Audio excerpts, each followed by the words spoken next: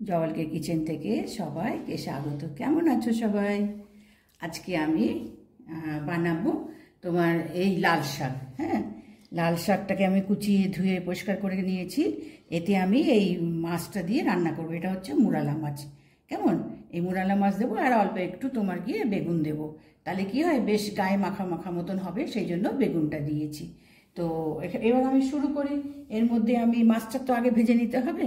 তো এখানে আমি নুন দিলাম, নুন আর একটু হলুদ দিয়ে এটাকে আগে ভেজে নিতে হবে, তারপরে তোমার গিয়ে শাকটা রান্না করা।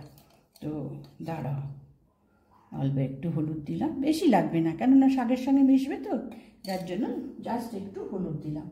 এবার আমি এখানে সর্ষের তেল দিচ্ছি, যেহেতু মানে মাছ দিয়ে রান্না করব, সেই জন্য এখানে সর্ষের তেলটা মানে মাছটা ভাজা বানানো সবই এই সর্ষের তেল দিয়েই আমি করব। তেলটা দিয়ে নিলাম, দিয়ে তেলটা একটু গরম হয়ে যায়।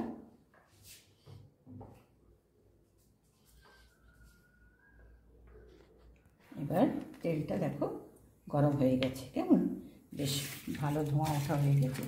এবার এই মাছগুলো সব তোমার গিয়ে পরপর এরকম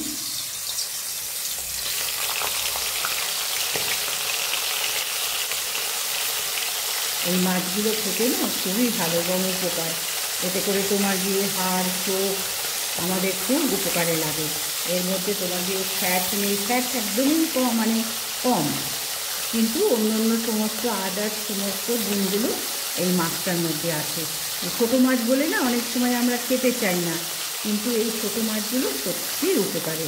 তো আমি এগুলো এবার ভেজে নিই, কেমন এপিট ওপিট করে আমি ভেজে নিই। এবার মাছগুলো আমি সব ভেজে নিয়েছি, কেমন একটা গ্যাসটা একটু কমিয়ে দিই। মাছগুলো এইভাবে একটু মচমচে করে ভেজে নিয়েছি।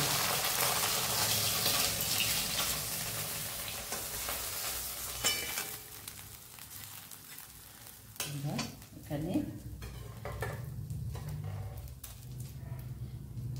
দুটো শুকনো লঙ্কা দিলাম, এটা একটু ম্যাচমচ করে ভেজে নেব, মুচমুচে করে মুচমুচে করে একটু ভেজে নেব। পরে এটা শাকে লাস্টে মাছ আর এই লঙ্কাটা শাকে মেশাবো। তো এটা এবার তুলে রাখি।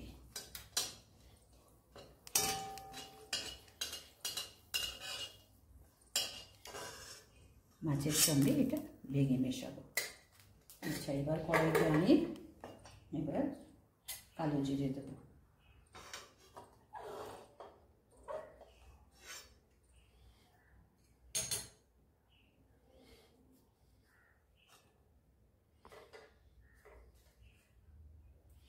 এখানে একটু কালো জিরে দিলাম, আর এখানে একটু রসুন দেব। শাকে সবসময় রসুন দিলে খেতেও একটা ভালো টেস্ট হয়, আর খাওয়াও উচিত। রসুন শাকের সঙ্গে দিলে না, তাহলে হজমের পক্ষে সুবিধা হয়। শাক তো, শাক একটু তোমার দিয়ে হজম করতে সময় নেয়। সেখানে যদি আমরা রসুনটা দিই, তো রসুনের এই যে ভাজা গন্ধটা, সেটা কিন্তু খুব ভালো হয়। এবার এর মধ্যে আমি বেগুন দেব। গায়ে মাখা হওয়ার জন্য আমি এখানে একটা মিডিয়াম সাইজের বেগুন কেটে নিয়েছি, কেমন এই বেগুনটা দিলাম। এবার এখানে মশলা এখানে কিচ্ছু পড়বে না, শুধু নুন হলুদ।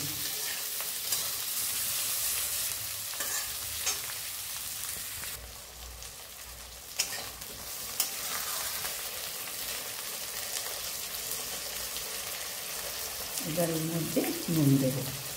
নুন কিন্তু খুব সাবধানে, কেননা শাকটা তো তোমার গরমে পড়ে নরম হয়ে যাবে, কমে যাবে শাকটা। এই বেগুনের ওপরে যতটা হয় আর কি, খুব অল্প করে এই নুন দিলাম। আর হলুদ, হলুদও সামান্য, জাস্ট এটা যেহেতু হলুদ রান্নায় দিতে হয়।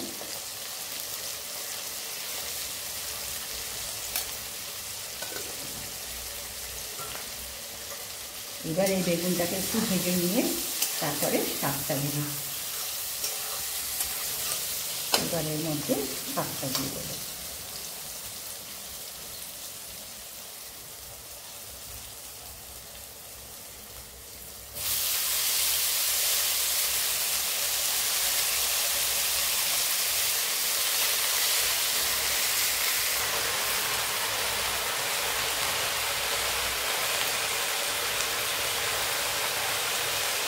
এবার আমি শাকটা পুরো দিয়ে দিয়েছি।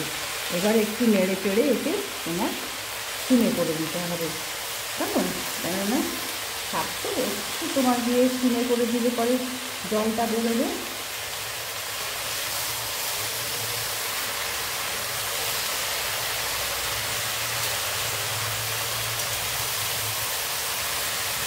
এবার আমি সিম করে দিলাম। এবার ঢাকনা খুলে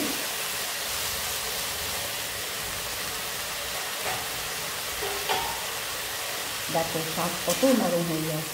হ্যাঁ, যে কোনো শাক তোমার যতটা দেখায় কাঁচাতে, তারপরে যখন ওরা নরম হয়ে যায় তখন কতটা কম হয়ে যায়। এবার এর মধ্যে আমি এই মাছটা দেবো।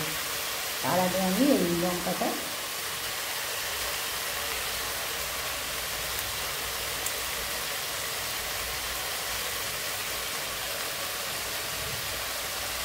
এই ভাজা লঙ্কা গন্ধটা এর মধ্যে হবে, আর মাছটা দেবো। মাছটা দিয়ে আমি আর বেশি ওকে নাড়াচাড়া করবো না, জাস্ট একটু মিশিয়ে দেবো, একটু কম করে দিই।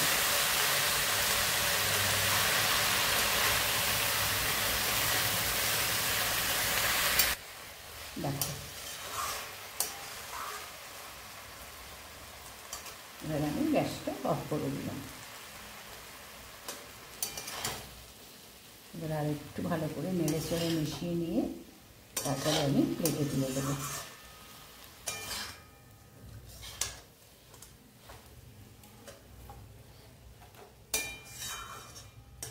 এরকম করে মাছ দিয়ে শাক বানিয়ে খেলে কিন্তু খুবই ভালো হয়। আর দেখো মাছের শাকের সঙ্গে মাছটাও খেতে ভালো লাগবে, দেখতেও ভালো লাগে।